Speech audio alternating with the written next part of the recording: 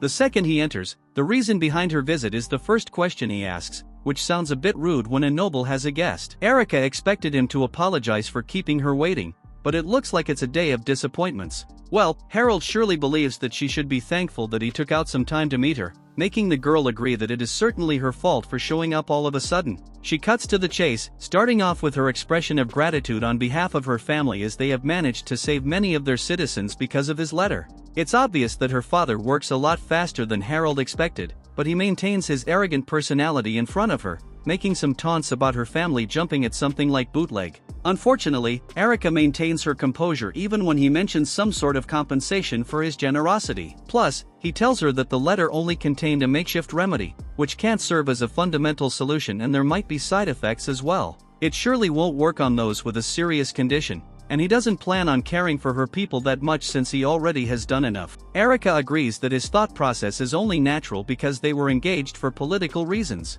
As long as they grant her family some honor, the Stokes family would surely maintain face. However, she still can't stop thinking about how Harold went out of his way to help them out. It's still unbelievable that he made this medicine in such a short time, making her wonder about when exactly he decided to develop it.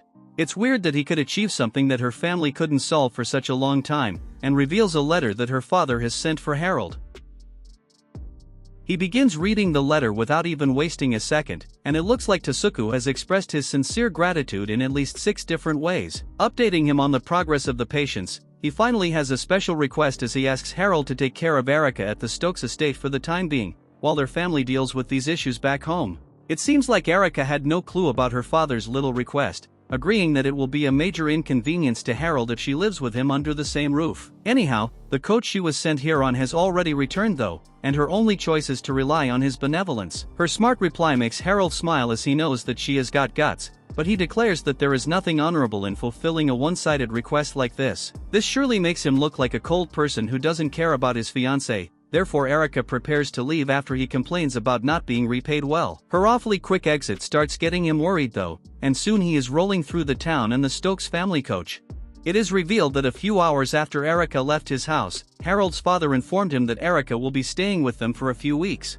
Since it was his father's order, he couldn't possibly refuse, right? This bad feeling totally hit the nail on the head, fully aware that his letter has caused the dramatic change from the original story. He also reaches to pick her up by this time, where Erika introduces her attendant, Yuno, as well.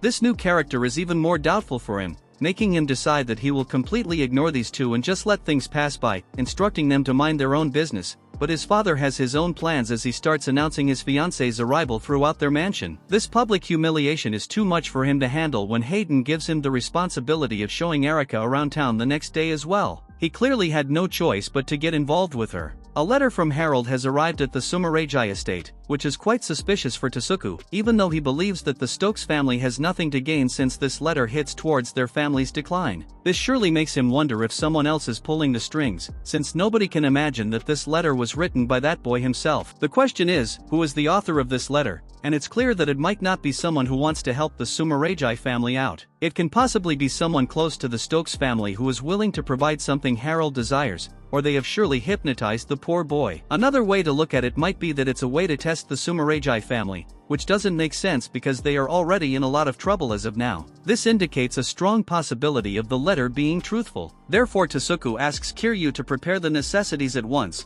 which will be used by the volunteers soon enough. Back at the Stokes mansion, it's dinner time, and it looks like their new guests are enjoying the delicious meal with the entire family. While Harold maintains a miserable expression, his mother immediately gets up to check for a fever, making him blush for being treated like a child in front of the guests. His parents share a laugh at his reaction when Harold turns the tables on them, mentioning that they should be the ones who are embarrassed for being such a lovey-dovey couple in front of their son.